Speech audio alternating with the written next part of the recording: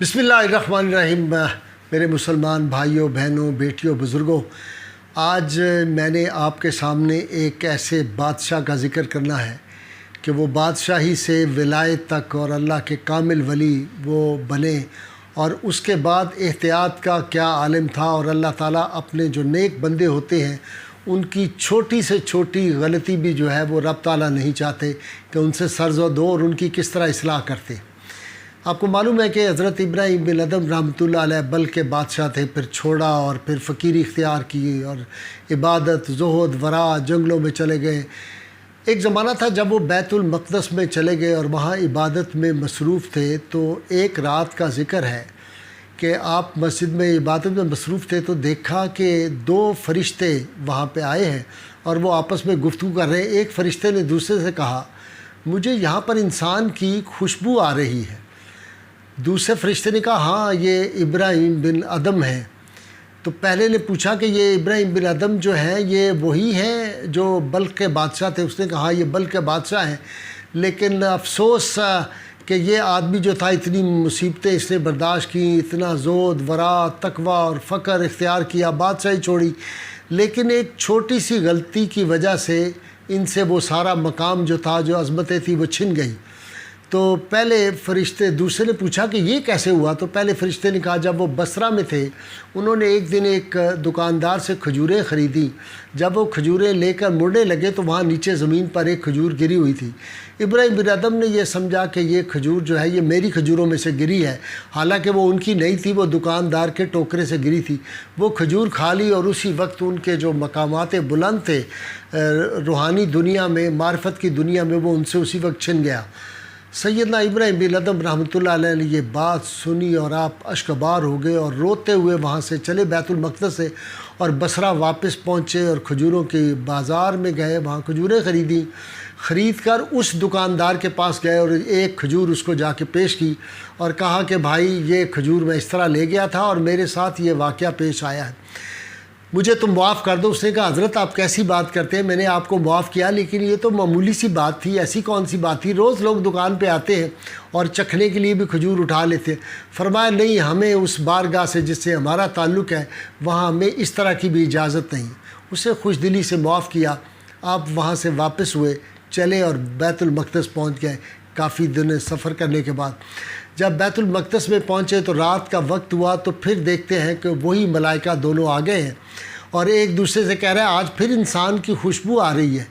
उसने कहा, हाँ इब्राहिम बिन अदम है, वही जिनका, एक फ़रिश्ते ने कहा, जिनका वो मकाम छिन गया था एक खजूर खाने की वजह से।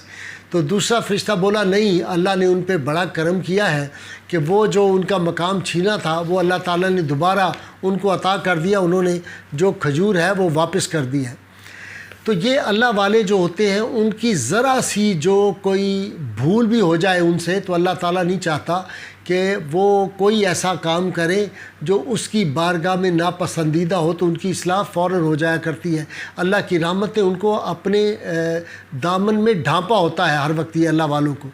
दूसरा, हज़रत सैयदना इब्राहिम बिन अदम रहमतुल्लाह अलैह के बड़ा ईमान अफरोज़ वाक़या है कि आप एक दफ़ा हज की नीयत से सफ़र पर निकले और सफ़र पे निकलते हुए आपको दिल में एहसास हुआ कि हर साल लोग अल्लाह के घर की तरफ जाते हैं, लेकिन पाँव से चल के जाते हैं, पाँव से ज़मीन को रोंद के जाते हैं।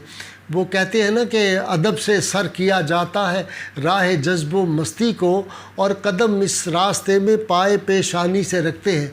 कहा कि ये तो पेशानी से चल के जाना चाहिए, लिहाजा आपने नीयत कर ली और हर कदम पे आप सजदे करते करते 7 बरस में आप मक्का मुकरमा पहुँचते हैं।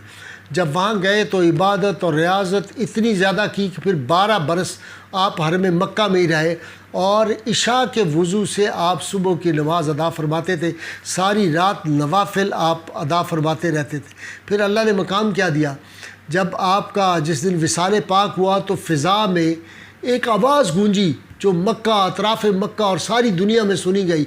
अहलुल्लाह ने सुनी। आवाज़ क्या थी कि आज से ज़मीन की अमान उठ गई है, अमान उठा ली गई है ज़मीन से। अगले रोज़ लोग बड़े हैरान हुए, रात को ये आवाज़ा सुना लोगों ने कि ये क्या, ज़मीन की अमान उठा ली गई है। अगले रोज़ पता चला कि इब्राहिम बिन अदम जो है उनका विसाल हो गया।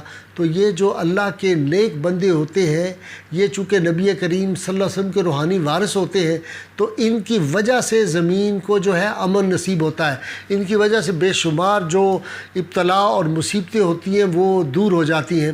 اس لیے جس طرح ہم لاہور شہر میں رہتے ہیں تو سید علی حجویری اور حضرت غوث محمد شاہ محمد غوث رحمۃ اللہ علیہ، میرا موج دریا ہے، اور یہاں پہ حضرت میاں میر شاہ رحمۃ اللہ علیہ، دیگر یہ اولیاء کا شہر ہے۔ ملتان میں بہاؤالدین زکریا ہیں، شاہ رکن عالم ہیں۔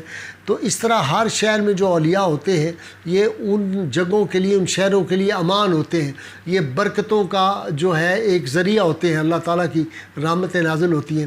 اللہ تعالیٰ میرا اور آپ کا حامی و ناصر ہو۔